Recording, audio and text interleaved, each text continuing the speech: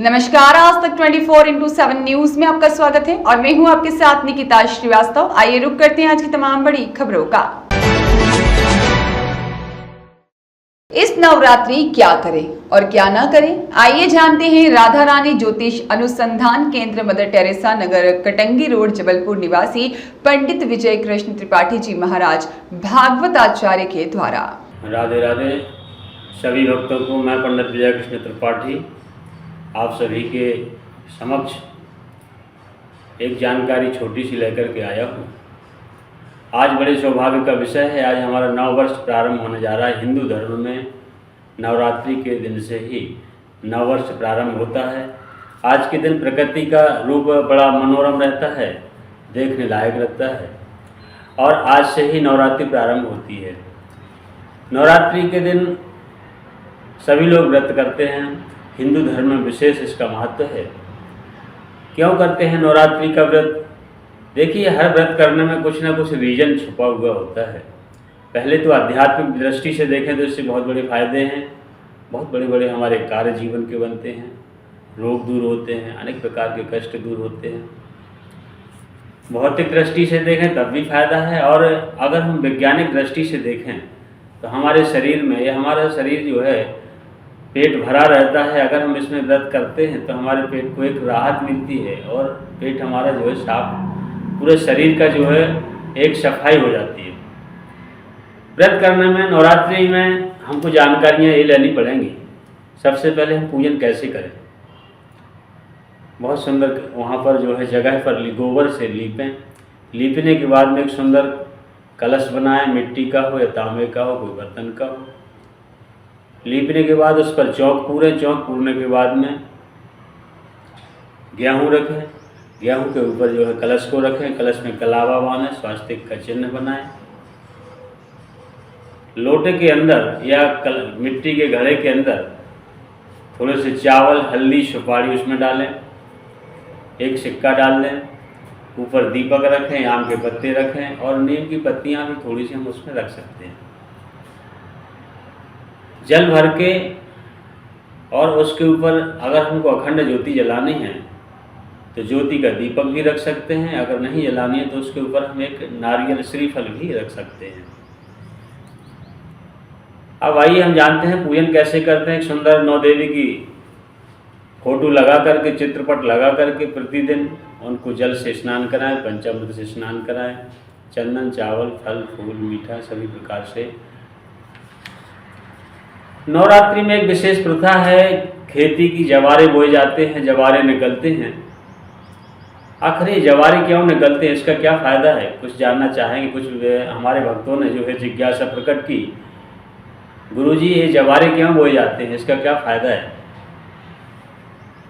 जवारे की प्रथा दुर्गा सप्तशती के 11वें अध्याय में सभी देवताओं की स्तुति की, और सभी देवी देवताओं ने जब माता की स्तुति की तो वहाँ पर जो है माता प्रसन्न हुई।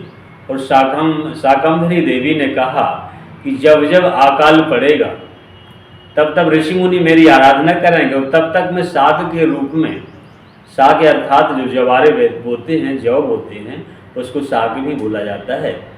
शाक के रूप में मैं प्रकट होकर के सभी के मनोरथों को पूर्ण करूँगी और उनकी रक्षा करूँगी।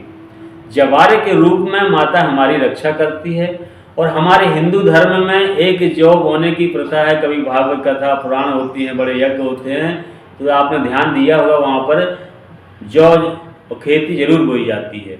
उसका यही कारण है कि माता रानी खेती के रूप में स्वयं वहाँ पर प्रकट रहती हैं और साक्षात वहाँ पर विराजमान होकर के भक्तों की रक्षा करती हैं। इसलिए हम जौ की पूजा करते हैं। नवरात्र का व्रत प्रारंभ करने में हमको चाहिए कि हम उसमें फलाहार का नियम ले लें या एक टाइम भोजन करने का। जैसे विधि से जैसे हमारा शरीर चले उस प्रकार से हम उसको व्रत को कर सकते हैं। अगर हमारा फलाहार करने में नहीं चलता है, कई लोग तो एक गिलास पानी पी के रह जाते हैं, कोई एक गिलास दूध पी के रहता है, उनका भी अपनी अपनी शक्ति की बात है। कोई एक टाइम फलाहार करके रहता है। हमारी शक्ति एक टाइम में नहीं चलती तो 2 टाइम फलाहार करके चलें, और हमारा शरीर अगर साथ नहीं देता एक टाइम हम भोजन करके भी व्रत को कर सकते हैं। इसमें हम दुर्गा सप्तशती का पाठ करें। पहले दिन की पूजन जो है सफ़ेद वस्त्र पहन करके और इस मंत्र का जाप करना है। या देवी सर्वभूतेषु मां शैलपुत्री रूपेण संस्थितः नमस्तस्यै नमस्तस्यै नमस्तस्यै नमो नमः।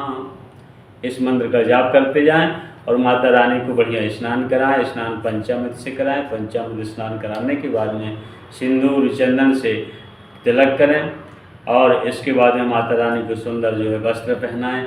वस्त्र ना हो तो उसको एक कच्चा सूत्र लेकर के धागा तोड़ तोड़ के चढ़ाते जाएं। माता रानी को अनेक प्रकार के पुष्प चढ़ाएं। शैलपुत्री माता रानी को विशेष जो पुष्प प्रसन्न होती हैं, चमेली और गुलाब के फूल से ज़्यादा प्रसन्न होती हैं। अगर संभव हो तो चमेली के पुष्प और गुलाब के पुष्प चढ़ाएं। अब प्रसाद के लिए माता शैलपुत्री जो हैं गाय के घी से विशेष प्रसन्न होती हैं। जो भी हम बनाएं प्रसाद गाय के घी से ही बनाएं तो उससे ज़्यादा प्रसन्नता माता की प्राप्त होती है। अगर हम नवरात्रि के 9 दिन का व्रत करते हैं तो पहले दिन का मैं प्रभाव बताऊंगा। पहले दिन के व्रत करने से हमको क्या फ़ायदा होंगे। हमारा जीवन में जो बिगड़े हुए कार्य होते हैं वो सारे कार्य हमारे बनने लगते हैं, अर्थात हमारे सौभाग्य की प्राप्ति होती है, दुर्भाग्य हमारा दूर होता है। कोई भी समस्या है, रोग है, हमारी व्याधियां हैं तो आरोग्य की प्राप्ति होती है, हमारे रोग ऑटोमेटिक दूर होते हैं और माता रानी हमारे ऊपर जब कृपा करती है अंत में जो है हमको मोक्ष पद की प्राप्ति होती है। इसका आइए मैं बीज मंत्र बताता हूँ। अगर आप इस मंत्र का जाप कर सकें तो और ही अच्छा रहेगा। ओम ऐं ह्रीं क्लीं शैलपुत्राय नमः। एक बार और फिर से लिख लें।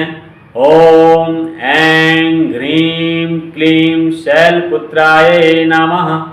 इस मंत्र का आप जाप करते जाएं और सायंकाल जो है अपना फलाहार करें, माता रानी की आराधना करें।